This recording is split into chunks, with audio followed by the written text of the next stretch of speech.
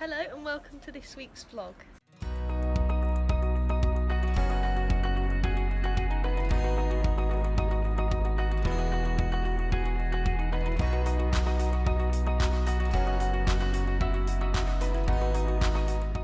Meet my new puppy.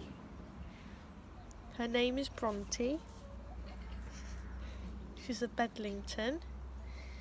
And I've been lucky that I was her mum's birthing partner, so I've been with her since day one. Come on then, Bronte, come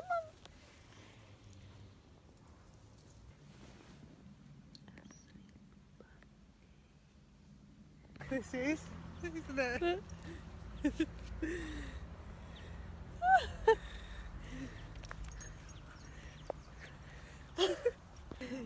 So she's just turned 8 weeks and she's getting her other jab soon. So she'll be coming out and about. She'll be coming to the Falconry Centre, so you'll be seeing her loads more in the vlogs. Look at this, guys. I haven't found this. It was drowning in one of our birds' water baths. This is a hoverfly. Now, hoverflies mimic all kinds of wasps and bees. And this one, look at this, a perfect mimic of a hornet. Look at its face. It's even got the kind of colours and markings. And to give you some idea of the size of this guy, look at this. What a beauty. So various species of hoverflies mimic various species of bees and wasps. They're completely harmless. And of course, this really perfect mimicry gives them a great defence against birds and other animals that don't want to eat an insect that stings. Many do eat them anyway, but fantastic mimicry. And if you're mimicking something like that, you've got to be good, because if I can tell the difference, most birds can tell the difference. Most people wouldn't know this wasn't a hornet. Most birds don't know it's not a hornet.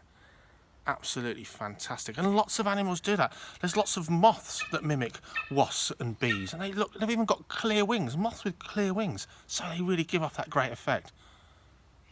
I've never seen this species before. What an absolute stunningly beautiful insect. Isn't the natural world amazing? How many millions of years has it took this guy to evolve so it looks just like that? It's not a random thing. Wow, let's put him back there to dry off.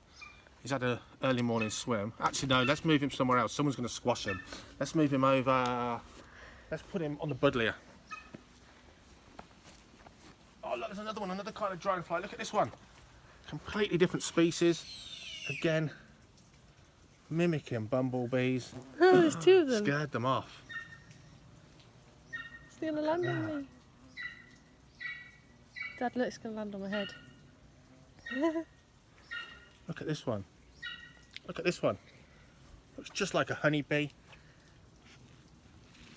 And there's a story there, because that species, when I was 4 years old, catching them in my nan's garden, I wasn't sure. I grabbed one of those, got stung. It was a honeybee. I hadn't learnt the difference just then. But this one,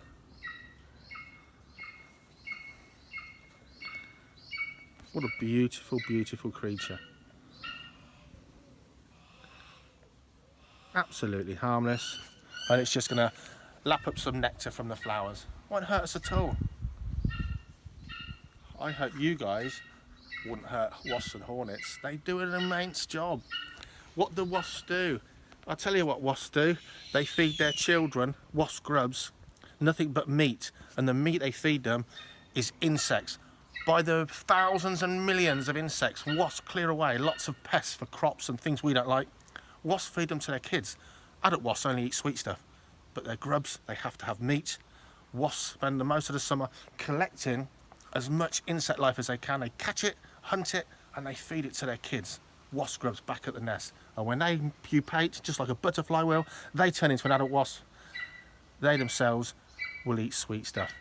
And once the colony stops growing at this time of year, late summer, that's when the wasps become your enemy, because it's every wasp for himself. Nothing to do, no kids to feed, and those guys, those wasps then, just forage for themselves, looking for sweet nectar, or your Coke, or your beer, or your ice cream. Interesting things, but they do hurt a bit. Just saying about how hot it is today, and in fact, this summer, spring and summer in the UK, it's probably been the hottest on record by the end of it. If it hasn't been, it must be close. Now, global warming, some believe in it, some don't. I'm 48 years old. The UK has got hotter overall by far and away in the latter years of my life. Now, we've got birds and animals, and anyone keeping animals in this heat, it throws new worries and problems at you, because it's all about keeping the animals or the birds healthy and not stressed by the heat. So if you look at this guy here, that's a yellow-headed vulture from South America. Just like how other vultures and kites, it laps up the heat. It'll sunbathe when the sun comes into its aviary later, and it'll even pant. It's actually getting hot, it's got to pant to cool down. They don't sweat, that's how they cool down, through their feet and panting. And by dropping their wings to let air circulate under their wings as well. It'll pant because it's hot, but it'll actively seek out the sun, as will the milky eagle owl here, Africa's largest owl. Now, spring and winter, this beautiful owl will actually sunbathe avidly. It's an owl, but lots of owls sunbathe. Just because they're nocturnal doesn't mean they don't like the sun and ultraviolet rays for their good health. But it will, if it was trapped in the sun, would pant all day long, overheating. In Africa, often they'll choose a shade, often they'll pant all day long because they're over hot. But here, fresh water for our birds, access to shade, really important. Another African species here, the spotted eagle owl. His name happens to be Spot, believe it or not. Hoo hoo.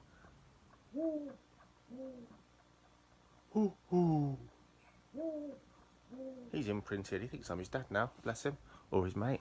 Likes to have a chat. Hoo hoo. They're shaded at the moment. The sun will come into their aviaries in the next hour. But as always, there's perches that are always in the shade throughout the day. It's really important, and there's always fresh water available. And we're sticking with birds from hot climates, from the plains of America. The burrowing owl. Another species not only adapted to cold in this one's case in the winter, but also adapted to extremes of heat. But guess what? It's a burrowing owl. It'll spend a lot of time underground, cool, in gopher burrows and such, like cooling down. So here again, fresh water, must have access to shade.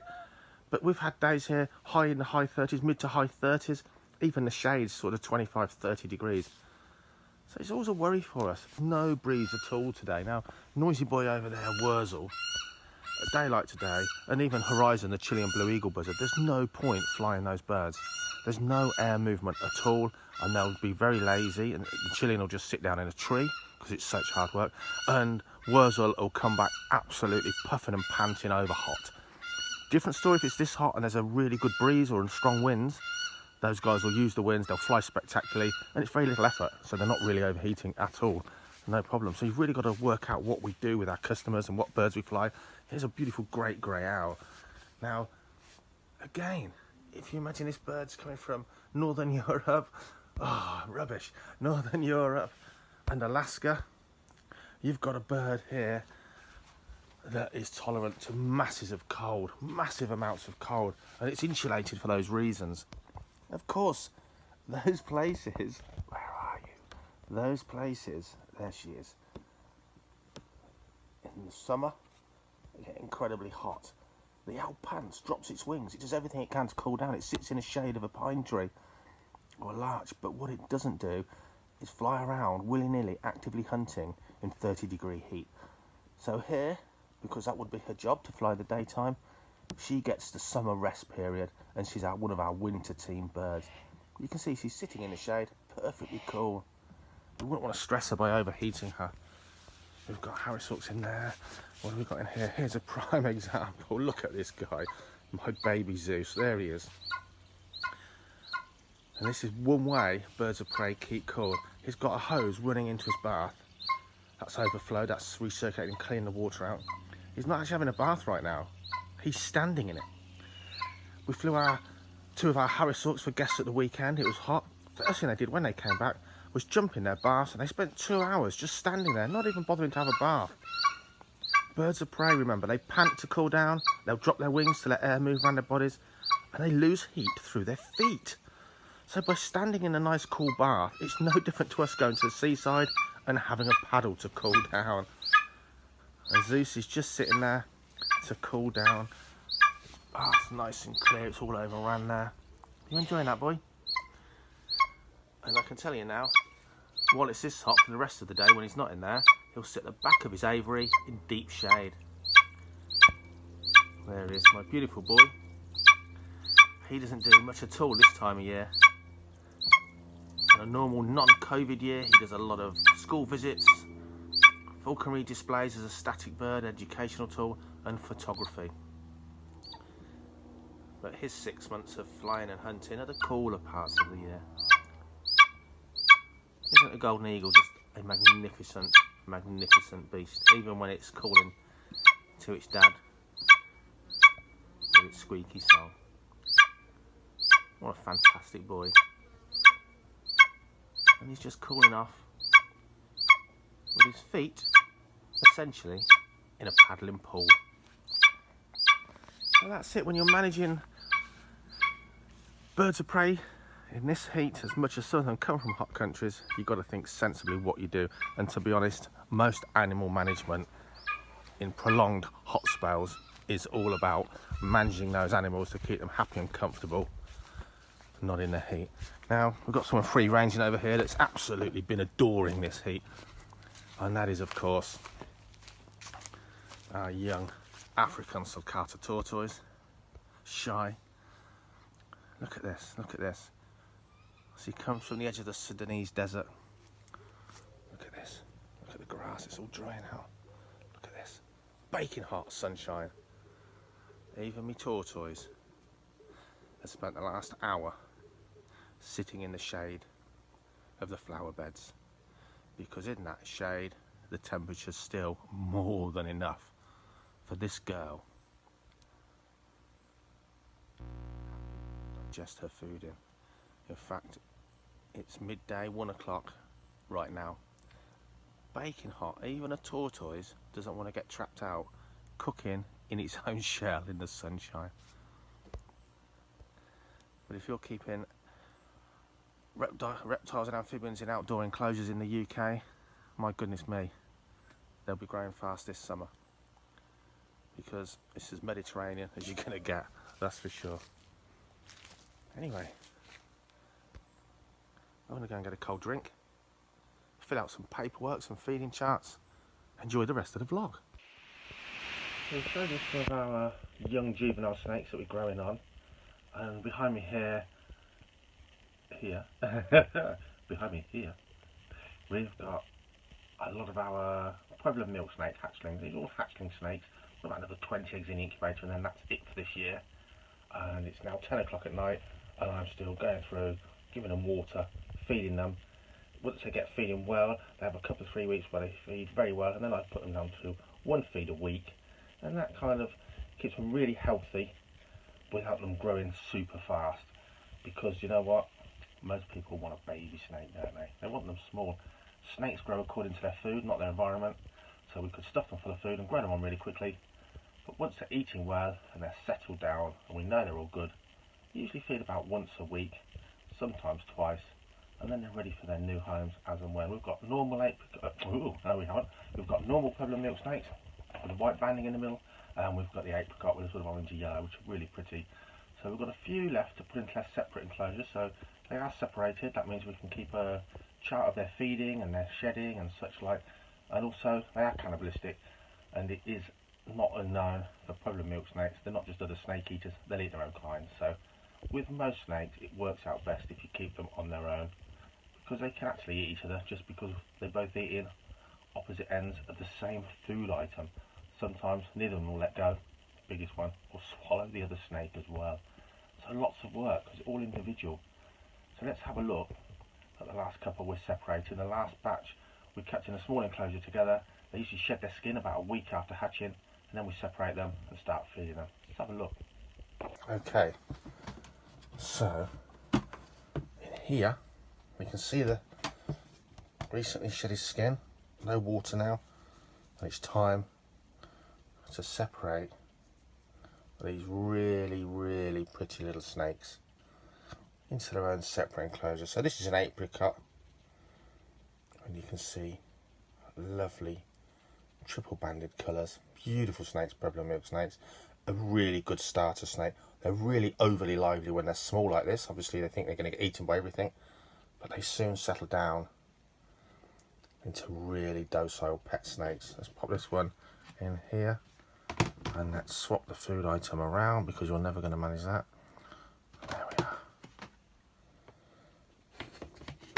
What I don't do with these guys very often now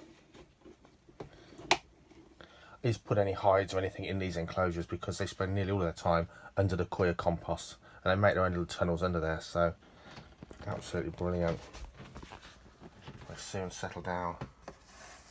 Let's see if we've got any more. That might be the last one. No, we've still got at least one more in here, and perfectly, because this one